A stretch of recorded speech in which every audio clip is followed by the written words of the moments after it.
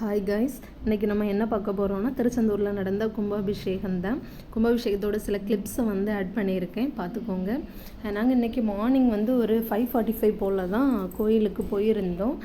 அப்போ அங்கே போலீஸ் யாருமே உள்ளே அலோவ் பண்ணலை. எதுக்கு அவங்க என்ன சொன்னாங்கன்னா, நேற்றுல இருந்தே எல்லாரும் வெயிட் பண்ணிகிட்டு இருக்காங்க, நீங்கள் இன்றைக்கி மார்னிங் லேட்டாகவே அதுவும் 6 o'clock நின்றுட்டு உங்களை நாங்கள் எப்படி அலோவ் பண்ணலான்னு சொன்னாங்க. அது ஒன்றும் சொல்ல முடியாது, அது அவங்க டியூட்டியாக இருக்கலாம். நாங்கள் அதுக்கப்புறம் என்ன பண்ணலான்னு கேட்கும்போது வேறு டேரக்ஷன் சொன்னாங்க. நீங்கள் கடற்கரை வழியாக போங்க, அப்படி ஒவ்வொரு வழியாக சொல்லி கொடுத்துட்டு இருந்தாங்க. அவங்க சொல்கிற வழியெல்லாம் பிளாக்கில் தான் இருந்துச்சு. மோஸ்ட்லி மக்கள் கூட்ட நெரிசலை குறைக்கிறதுக்காக அவங்க அங்கங்கேயே டைவர்ட் பண்ணி டிஸ்பிளே வழியாக பாருங்கள், அதுலேயே லைவாக பார்க்கலாம், ட்ரோன் மூலமாக தண்ணி தெளிப்பாங்க அப்படி சொல்லிகிட்டே இருந்தாங்க. ஆக்சுவலாக நாங்கள் என்ன பண்ணணும்னு தெரியாமல் அதில் நின்றுட்டு இருந்தோம். அப்புறம் கொஞ்சம் மக்கள் போய்கிட்டே இருந்தாங்க. அப்போ இவங்க எந்த பாதை வழியாக போகிறாங்கன்னு சொல்லி அவங்க பின்னாடி நாங்களும் போய்கிட்டே இருந்தோம். அப்போ சொன்னாங்க, தூண்டுகை விநாயகர் கோயில் பக்கமாக ஒரு வழி இருக்குது, அந்த பக்கமாக போகலான்னு சொன்னாங்க. அப்புறம் அங்கே போன உடனே பிள்ளையாரை போய் துண்டுகை விநாயகரை தரிசனம் பண்ணிவிட்டு அப்படி ஸ்பீடாக நடந்துகிட்டே இருந்தோம்.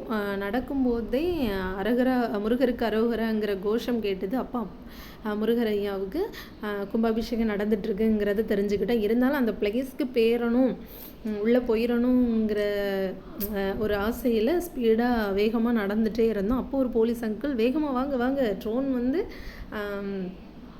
போயிட போகுது, சீக்கிரம் வாங்கன்னு கூப்பிட்டாங்க. அதில் போய் நிற்கவும் அழகாக புனித நீர் தெளித்தாங்க. அது ஒரு தடவை இல்லை, 3 தடவை தெளித்தாங்க. அது அவ்வளோ அழகாக இருந்துச்சு.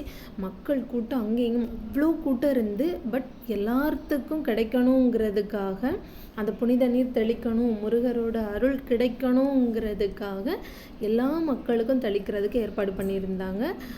அது ரொம்ப நல்லா இருந்துச்சு. அப்புறம் கோபுரத்தை தரிசனம் பண்ணிடணும்னு நினச்சி ஒரு சைட் வியூவில் பார்த்து தரிசனம் பண்ணிட்டோம். கொடான கோடி மக்களுக்கும் ட்ரோன் மூலமாக அந்த புனித நீர் தெளித்தாங்க. அப்புறம் சண்முகர் விடுதி வழியாக, விடுதி இருக்கிற டைரக்ஷன் வழியாக நீங்கள் வெளியில் போயிடலான்னு சொன்னாங்க. அது வெளியில் வர்றதுக்கு தான் 1 hour ஆயிடுச்சு. தேங்க்யூ.